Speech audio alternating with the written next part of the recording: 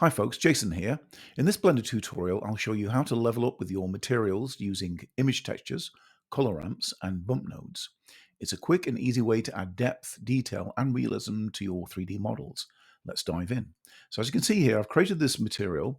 It's kind of like a chunk of ice, something that's kind of being carved out of an iceberg or something or other. It's got that kind of look about it.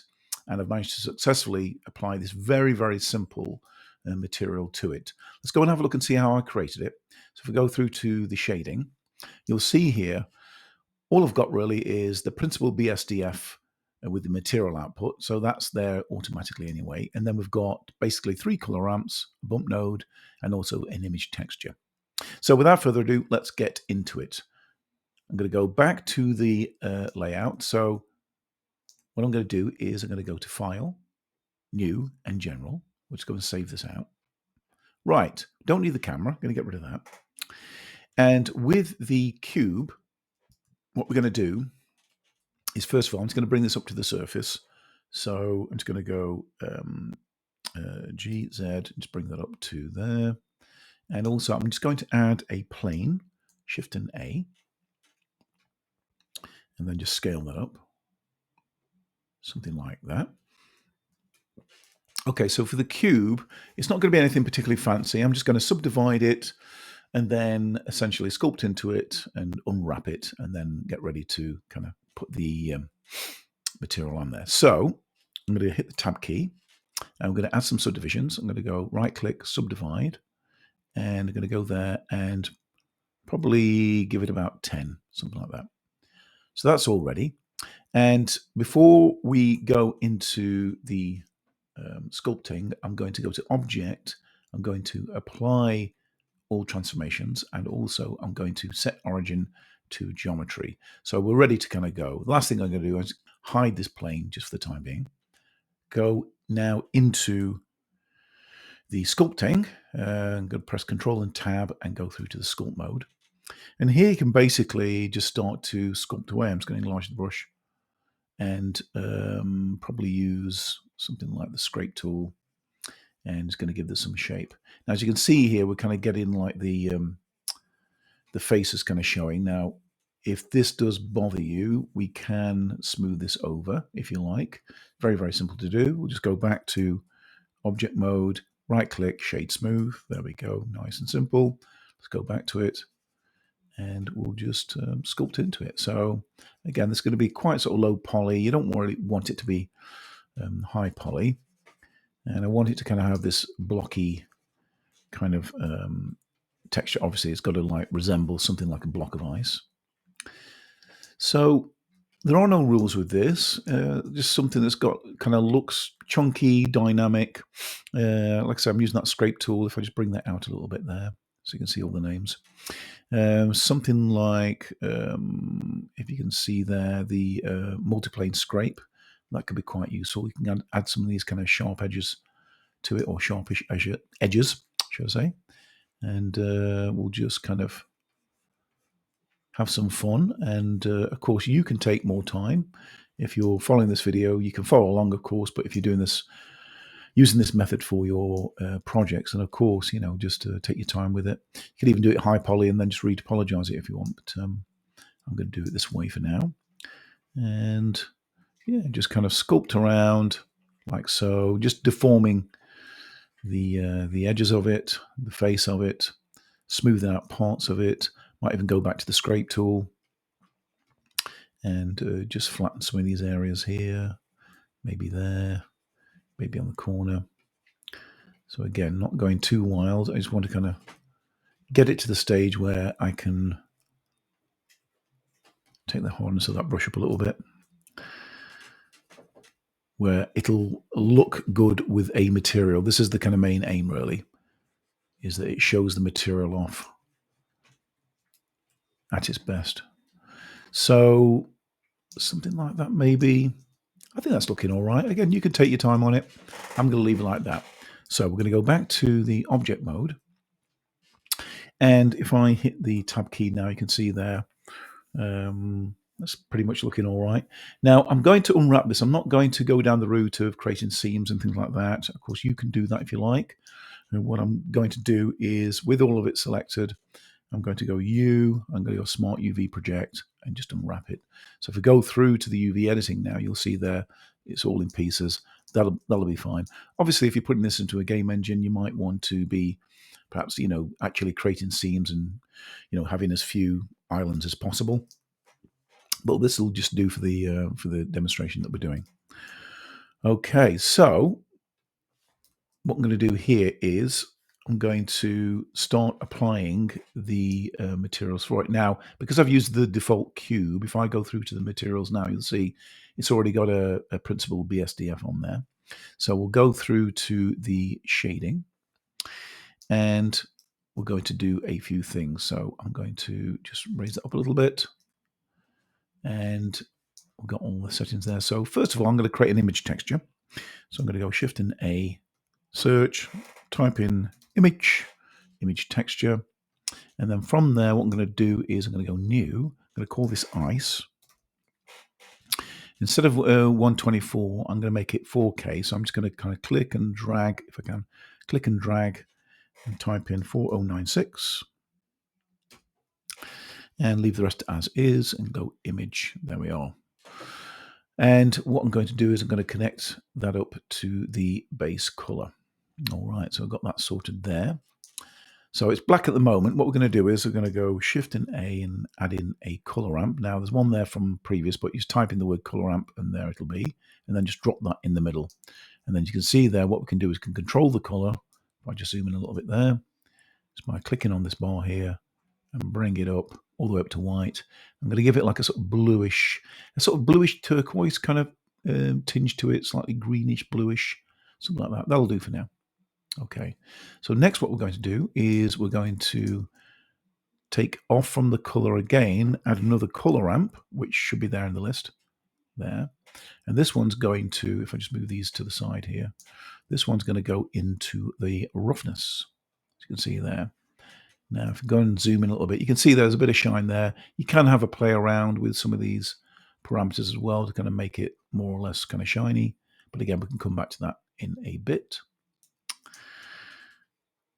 And then lastly, we've got these two other bits. So again, I'm going to come off from the color, go to color ramp again.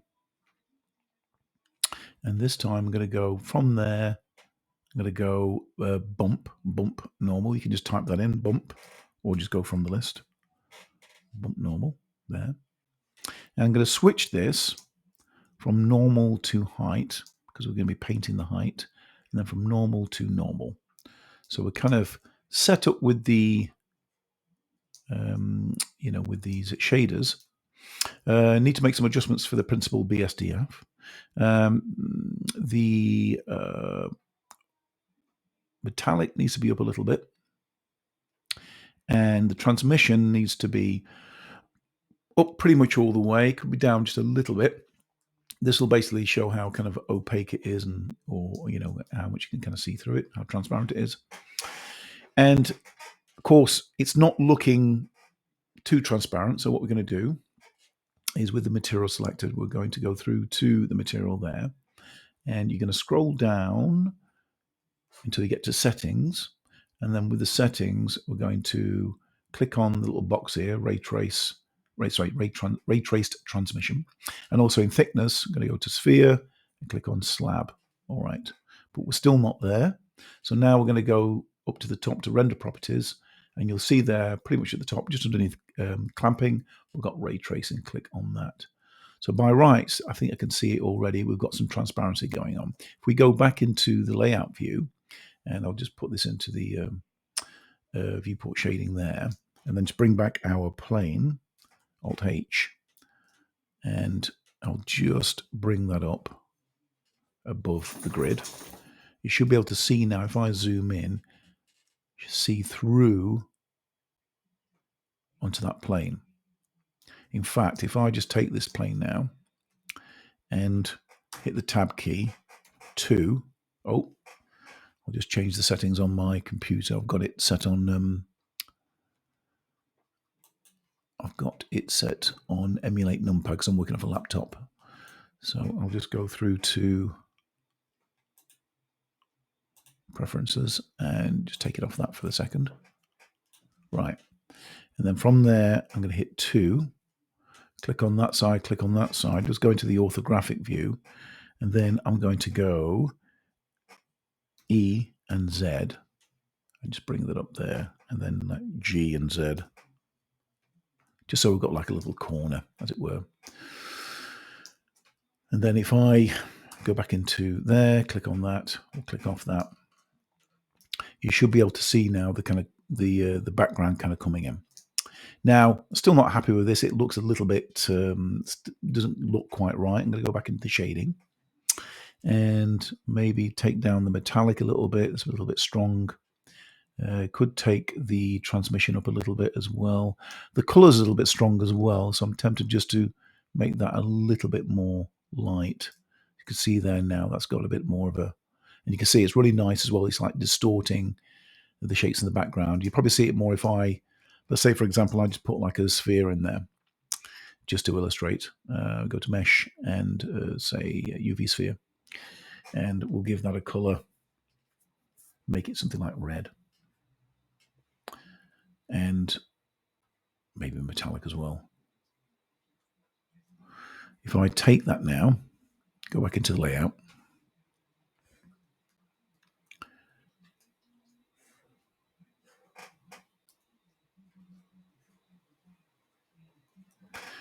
you can see there now it's kind of distorted very, very nicely through the glass. Perhaps I'll just reduce it down a little bit. So that's all tickety-boo. So we're almost pretty much sort of set up, really. We've got the shaders set up, and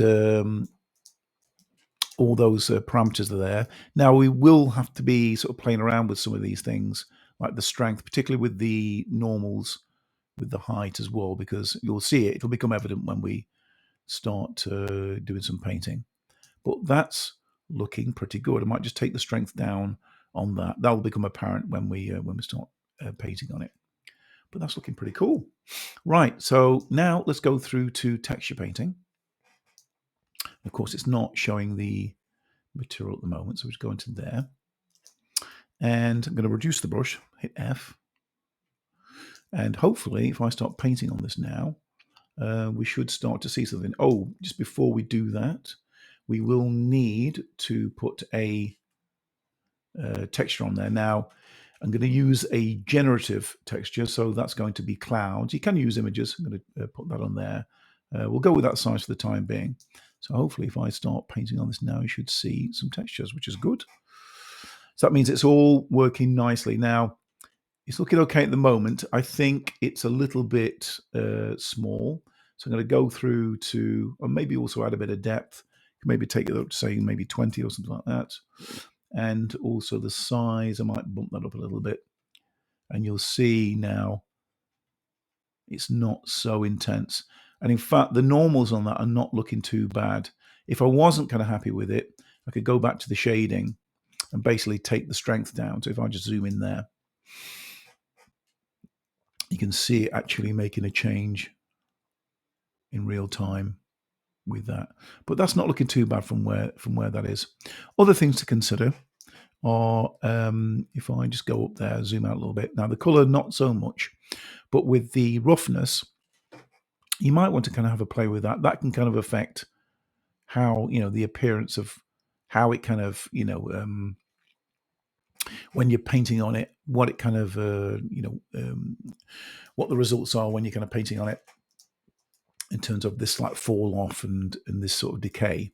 So again, it's good to kind of experiment with it. And also the strength of the bump, you can play around with that as well. You can see there, if you kind of increase that black, it actually starts to wipe out. It almost like turns them into small lines and makes it actually completely disappear. So obviously you've got to be sort of a little bit wary about that. And same thing with the white. If you take that up, it actually starts to flatten off the bump as well.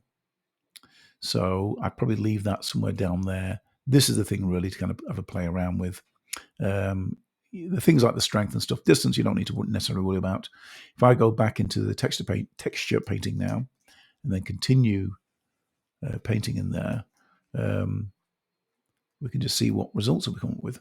So at the moment, if I go F, it's probably taken away a little bit too much than I want. So I might just go back to shading and might just increase that a little bit there. Go back to texture paint and then just start painting in really. So painting in, best with a sort of Wacom tablet or something like that. I guess you could technically do it with a mouse, but you don't really get any pressure from it. Now to take away, you basically hold down Control and then do it that way. Now it's taken out big chunks of it at the moment, which I don't really want. So what I'm going to do is I'm going to take the strength down on that brush, and then might even just take that down. So if I just zoom out a little bit, and then I just hold down Control and just pepper that a little bit, you can see it's less severe, and it brings. And also when it goes to kind of trying to paint it back in, it's a lot more naturalistic. But again, I think I might just kind of go in with the strength there and get everything in. So my advice would be to go in strong and then take away. That's probably going to be the best way to do it.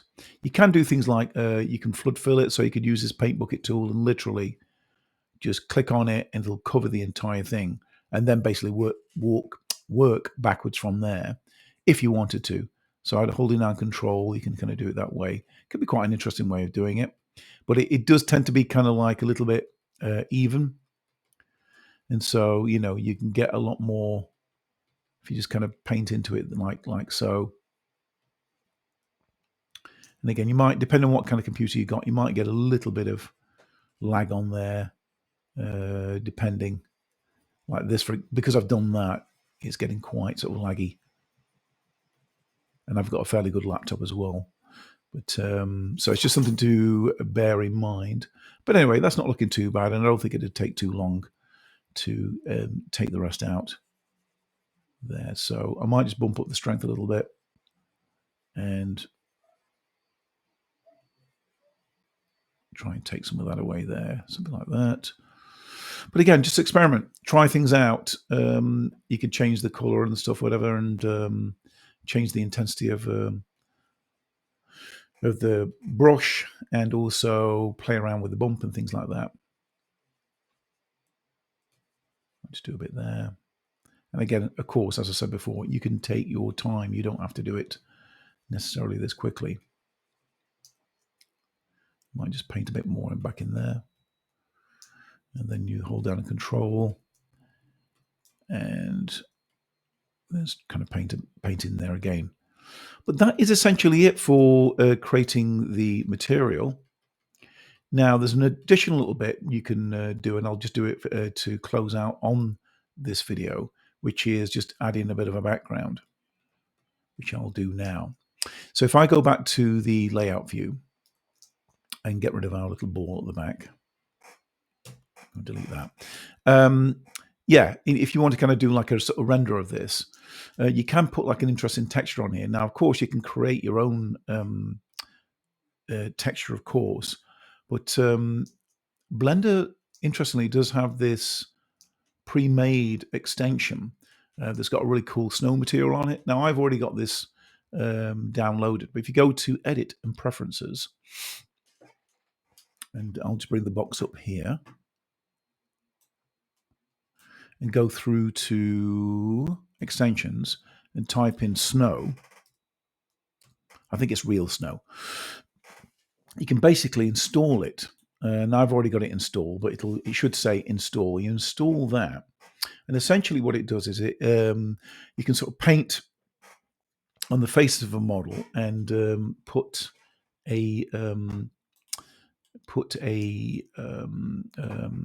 essentially the ground work for like putting the snow down on there. Now, if I just go and hit the N key, you can see there it's got the real snow and can add it to this. But I want to kind of give this a bit of shape. So what I'm going to do is I'm going to take this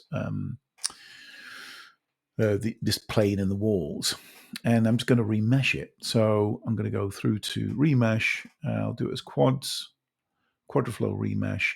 I'll take it off that. I'll just turn these on just for good look. And what shall I do? I'll probably give it something like 2000 faces. It's probably more than it needs, but anyway, I'll do that. And then go remesh. Right, now if I go and hit the tab key, you can see there now I've kind of got quite a few. Well, I've got 2000, in fact, 2000 faces there. So what I'm going to do here is I'm now going to go back and go into, in fact, what I'm going to do is I'm going to go to faces. Let's see if I can do this. Go and select that. See if this works.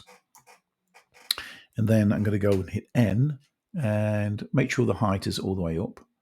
Select faces and then add snow. There we go. So it's added it at the bottom. Now that's fine, but I don't really want that. I want to kind of add it to this.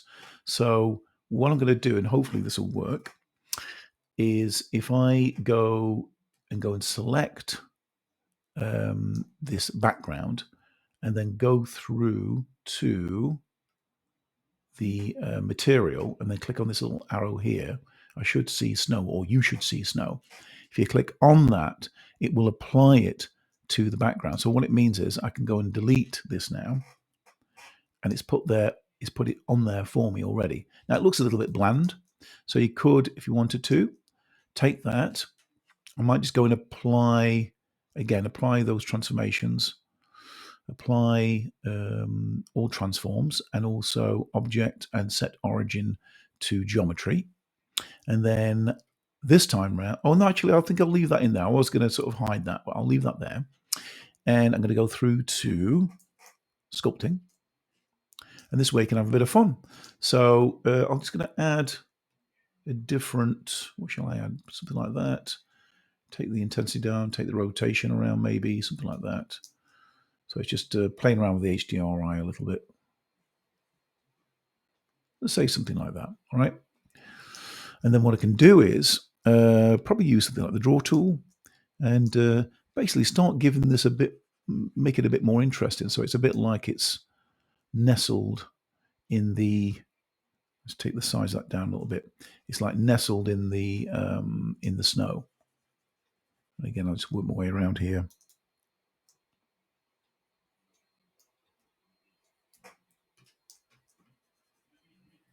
Something like that. It's almost like a bit of snowdrift or something or other. It just makes it a bit more interesting as opposed to kind of like just being flat. Where are we? Back to the draw tool. I don't know how I got to the other one. There we go. So say something like that. And again, you can use the control tool to smooth it out, or take it back down, or even shift to kind of smooth things out. Take the size of that brush down a little bit. Something like that. Could even use, let's have a look, see what that does. Take the size of that up a little bit.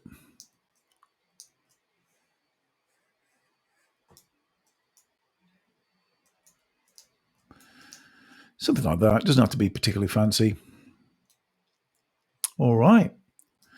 So we've got a little bit of a snowy background. We've got some kind of build up here, so it just makes it look a bit more natural.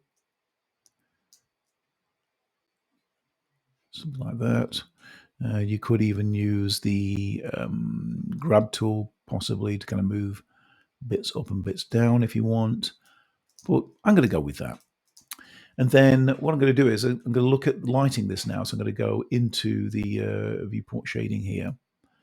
And I've got this light set up already, this point light. If I just go back into object mode. And of course, if I just go and hit G, you can kind of move that around and get some interesting things. Now, you remember from the beginning of the video, I kind of had this light, something like this.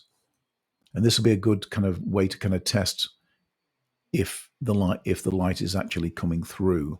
Now, it's a little bit strong at the moment. I think it's set at about 1,000 watts.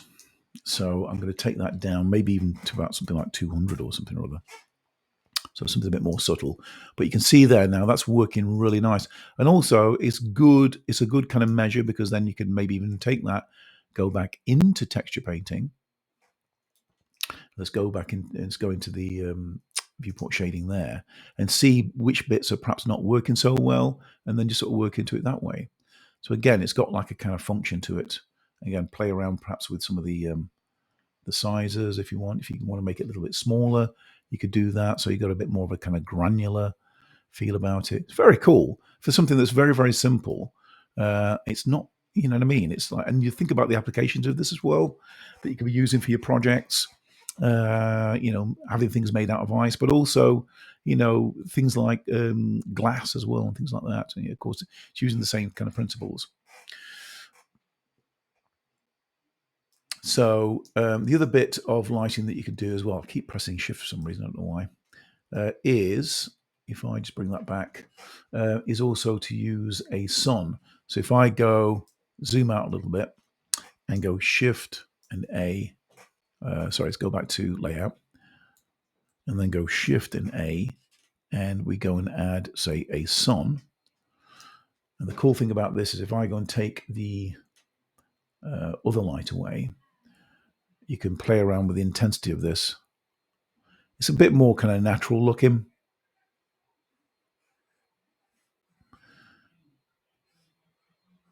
Something like that. You know.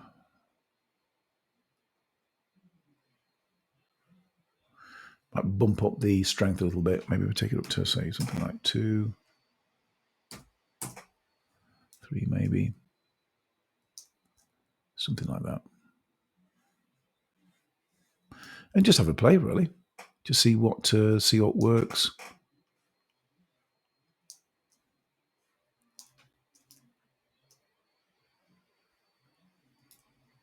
And away you go. And if you want to add some more lights, you can add some more lights, you know. To do that, add another light, another point light there. You can change the color of it as well. That's at 10 watts at the moment, so maybe bump that up to about 100. Maybe make that a bit more bluish. And maybe I can activate the other light. Take that down to around about, say, 20. And maybe make that a different color, you know. Oh, I think I selected the wrong one then. Let's do it again. Take that down to 20. And maybe make that like a pinkish color or something. I don't know.